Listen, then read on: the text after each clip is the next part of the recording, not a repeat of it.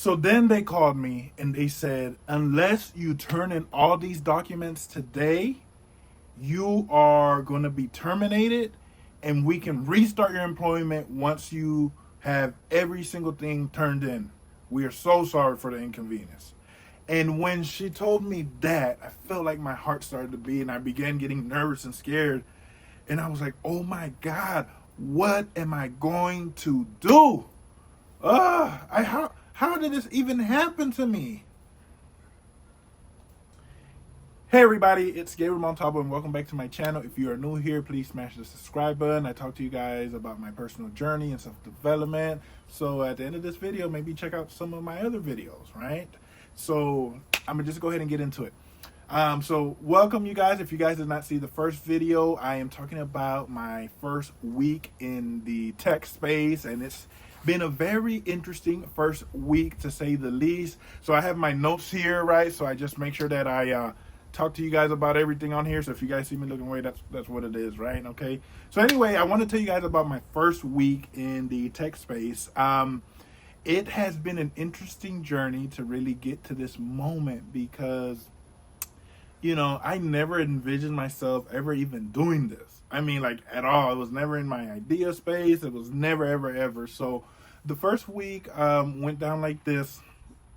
And I gotta tell you the truth, I was a little upset because I was supposed to start like a week before, but one of the people in HR kind of messed up my paperwork, which I had a feeling was gonna happen, but you know, it's whatever, right? And so, you know, we did our first meeting. My first day was on Monday, and it was only like a partial, you know, orientation. And then on Tuesday was my first official day. So the first week kind of went fairly easy, fairly smooth. I had to do a lot of like all the stuff you do in the first week, like turn in all your documentation, do all your HR paperwork and all that stuff, right? And the reality is I didn't have any issues, right? Or at least I didn't think I was going to have any issues. I met my trainer, I met my manager, and the impression that I received was like, wow, these really kind of seem like good people. Like I was getting good vibes, right? And still have, like I haven't felt weird about it. And it's so interesting. I'm not sure if this is general for this, you know, the tech world, or if it's just specific to this company. I'm not sure yet because this is the first company I've ever worked for. And but everyone was really nice, really great. They got me set up, and you could just feel like they were like really helpful, right? And so, you know, on the second day, they show me all the stuff that I need. In the United States, we have what is called an I-9 verification, right? And this is where all of the drama started. So I'm gonna give you all the tea right here. So basically, what happened is that, you know, when you get hired at a job, they're supposed to verify that you're a United States citizen, right? And I've never had an issue with like turning in all my documents because, hello, I'm a United States citizen, naturalized United States citizen. And so apparently with all the things that's going on with the world, they have made kind of like the verification process a lot more stricter. And so basically what happened is that on the second day, you know, I'm set up to have a meeting with the HR lady that's kind of like verifies all my document. Mind you, the only thing I have my passport and I travel a lot, but my passport expired in April and I've been meaning to renewing it, but you know, I just haven't had the money, or I just, you know, it wasn't a very top priority, right? And then I had my driver's license. I had, you know, I thought I had everything that I needed, right? But it turns out that I could not find my social security card, right? And it's probably about the second or third time I've ordered it. And, you know, and it's not that like it's lost. I know it's in the house. I just don't know where it's in the house. It's been a hectic few years, but I digress. I'm supposed to be the one responsible for it, right? So anyway, but I'm not thinking about it, right? Because I'm looking at the list and these are all the acceptable forms, right? So I'm looking at it. I'm like, okay, well, I have, you know, most of those things. And hold on, my neighbor came out here. Sorry about that, you guys. My neighbor was out here. Hey, Kim, if you see this. I didn't want to talk to her, you know, lose my thing. So anyway, so the HR lady gets on the phone and she says, hey, you know, we need your HR for your social security card in order to finish verifying you, right? And so I started looking all over my house, right, for my social security number. And, you know, I gotta shout out my brother because we beef a lot of the times, but when I needed him, he really came through. So I called him. I said, "Hey, man, and I had torn my room apart, right, because I was starting to get nervous, right, because if you don't know, if you don't have all of your forms in by the third day, you're terminated. Like the employer cannot legally keep you employed. You know what I mean? And so I started freaking out because I was like, oh man, like what am I gonna do? You know what I mean? And and so I looked all over my room, I couldn't find it. And then after I looked all over my room, I called my brother. I said, "Hey, do you happen to have it with you? Because we used to keep all our socials and passports together at one point. You know what I mean?" And he drove all the way from work to see if he had it in his room, and he didn't have it. And so at this point, I'm freaking out, and I was like, "Man, what am I going to do?" And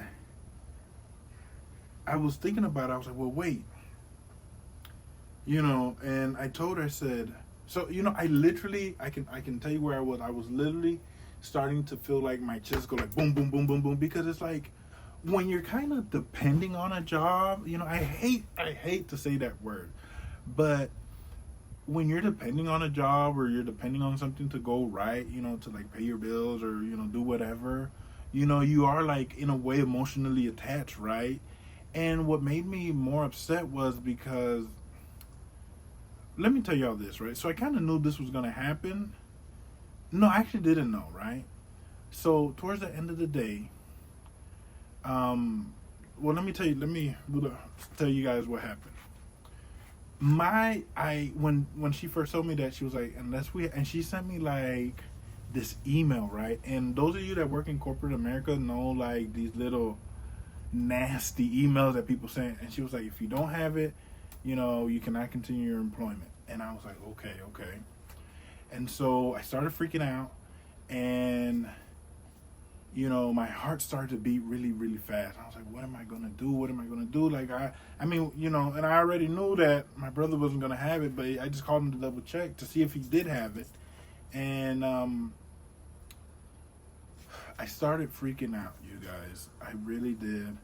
I know I talk about a lot of kumbaya stuff, but I started to freak out. And I remember what I was freaking out.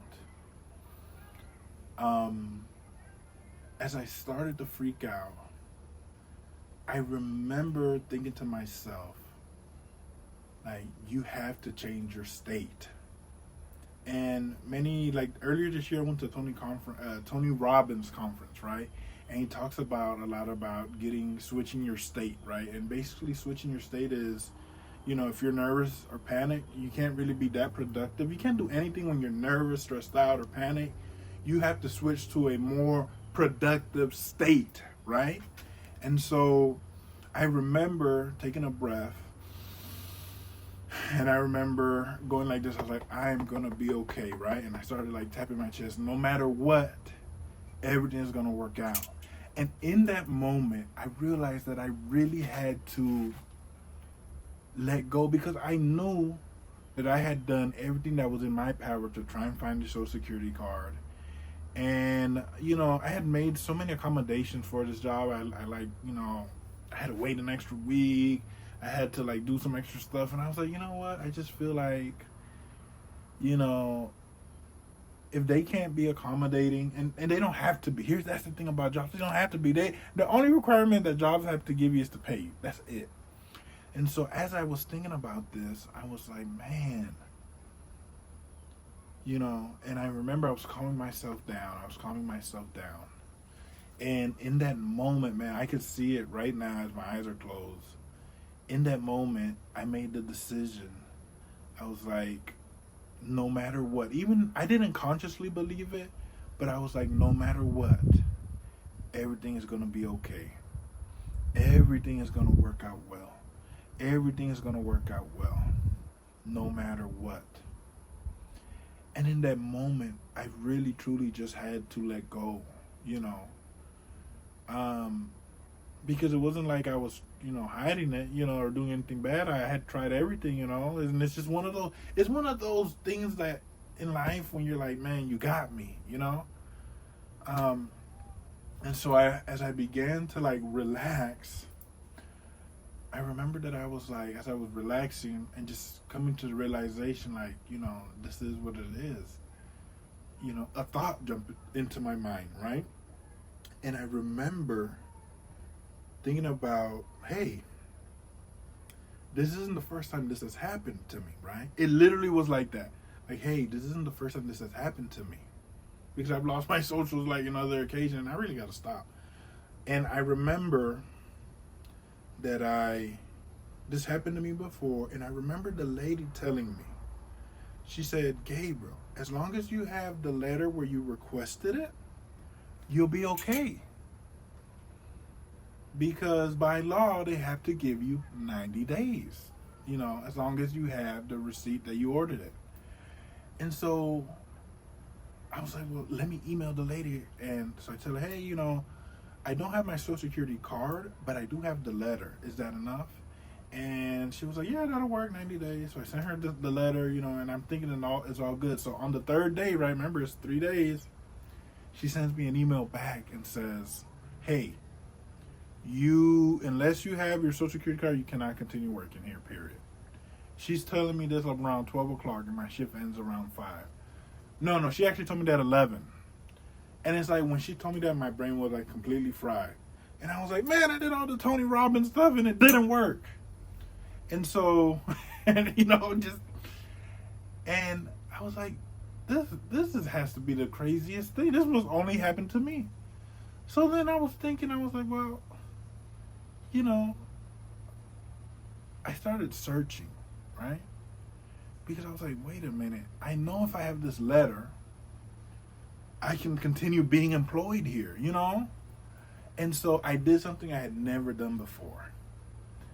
And because the thing is, I literally had like nothing to lose. So they said, unless you have this, you know, by the end of the day, you know, you can't continue working here. And so you know what I did? I went to the Department of Homeland Security website. And I actually pulled up the exact law and statute where it says, as long as that I order it, you know, the employer has to continue. It was like their word for word. Like, as long as I have to replace the order the letter that I ordered it, the employer legally has to keep me employed. And so what I did was, and this is where I learned this from, when I was in politics, right? When we would get into like political fights with other administrators and stuff like that, you know, we would always have to go back to the letter of the law. Okay, you're saying this, but what does the law and the statute say? You know what I'm saying? Well, that's because that's the governing document. And so what I did was I emailed her. I said, hey, I'm not a lawyer, but, you know, according to my understanding, and I sent her the chapter, the code, and everything where it states the employer has to keep you employed for 90 days as long as you have that letter. And I know I'm being long-winded with this story, but it's just to show you that. And, you know, they were like, well, let me check. And, you know, she was like, okay, that'll work. But they were calling all of the managers and everything, and, you know, to try and figure that situation out. I think my ego wants to be like, ha, I got you. You know what I'm saying? But the reality is that in jobs, they just have to do what they have to do. They're not here to be your friends. They're not here to be, you know, to love you or anything like that. They're just here to do a job. And what I realized, this was my most important takeaways this week, you guys.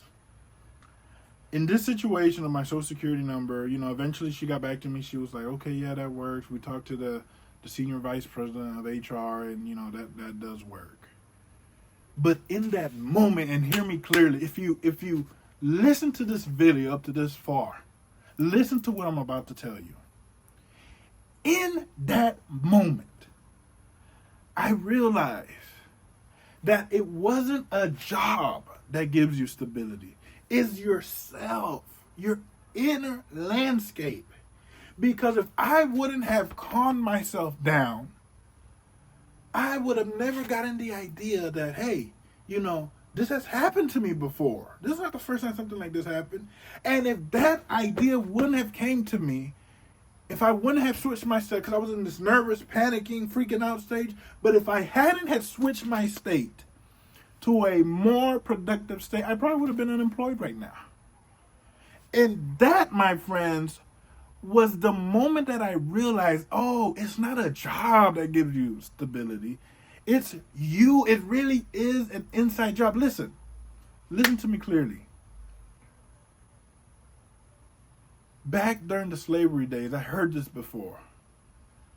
They said you can be on the plantation. Your circumstances, maybe you're in a plantation, but the plantation doesn't have to be inside of you. Do you hear what I'm saying? And so I learned that if I wouldn't have calmed myself, that idea would have never came into me. That idea would have never had came. And if that idea would have never came, I would have never been in the position where I'm at today. You know, where I literally saved my job. Like, it wasn't them, it was me. And the problem with, you know, I don't want to get sidetracked, right? But, you know, stability comes with you, right? With your inner thoughts. And I'm going to tag the video at the bottom where, you know, Tony Robbins talk about changing your state. I think it's really good. Everyone should watch it, right? And the second thing that I realized this week, and I think this has been something that has given me a lot of peace, is that, you know, my job doesn't define who I am. And I know for some of you that's kind of old, like Gabriel heard that, but for me it's like a brand new realization, like, oh, I am not this. This is just something that I do, you know? And that's it, right? You know, and that's helped me because I think what I was doing before, I was over-identifying with the job that I had. You know what I'm saying? Like, I was, you know, like, I thought that was, like, my role in life. And no, like, this is just something that I do. I'm still Gabriel at the end of the day. The third thing that I learned from this week was, you know, this is working a job is such a game. Like, I really think it's a game in the sense, like, that's not an environment, you know, where you can be your real self. In some jobs it can be, but in my experience, it's usually not a place where you can be your real self, you know. And I think you just have to play the game, you know. While this was all happening, I was talking with my trainer, and she was sweet, but the whole time she had a poker face. She had like this, she was speaking to me in like this corporate dialect, right? And what was so interesting about her is that she never showed her cards. And I think that's what you have to do, like, with jobs like this, you know. And then let me give you another example. They asked me after they, you know, they're like, hey, I'm just checking what everyone's availability is. And there was a part of me that was like, well, Gabriel, you know, you want to honor your job, let them know that you have open availability. But then another part of me was like, no. Because, you know, it's not like they are going to do the same thing for you. You know what I'm saying? And so that's what I think, you guys. It's a game. And I feel like, you know, you just have to take it one day at a time. So as far as this week in training, you know, really Friday was really my first day just kind of shadowing people. And it's consciously, it feels overwhelming, like it's a lot of information. But at an intuitive level, I get this sense that I'm gonna be okay. You know, I don't know if I am or not. You know, I just get this sense that, like, this is gonna be okay. And so yeah. Yeah, I got a lot more stuff that I'm thinking about. And maybe I'll do a part 3 after this. Not sure yet. Stay tuned. I might do a part 3. But yeah, this YouTube channel kind of helps me bring everything out to the forefront. And I want to end with this, just to kind of share something with you guys. I feel like, and I hope my phone is still playing because sometimes I can't see the screen while I'm recording, or I can't see the screen while I'm recording. But, you know, I realized this morning, at the time of me recording this, it's Saturday. I woke up this Saturday realizing that, you know, my nervous system, it's like this idea of I'm always preparing myself to be disappointed.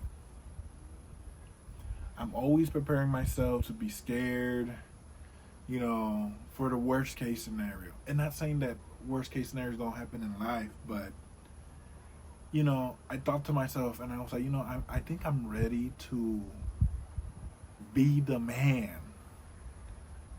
that doesn't only prepare for the worst case scenario, but actually prepares for the best case scenario. That, you know, things are going to work out. That, you know, there is abundance. There is good things for me. I do deserve good things. And so this week has really shown me a lot of like what my internal world looks like. And, you know, as of me recording this, I want to be the man that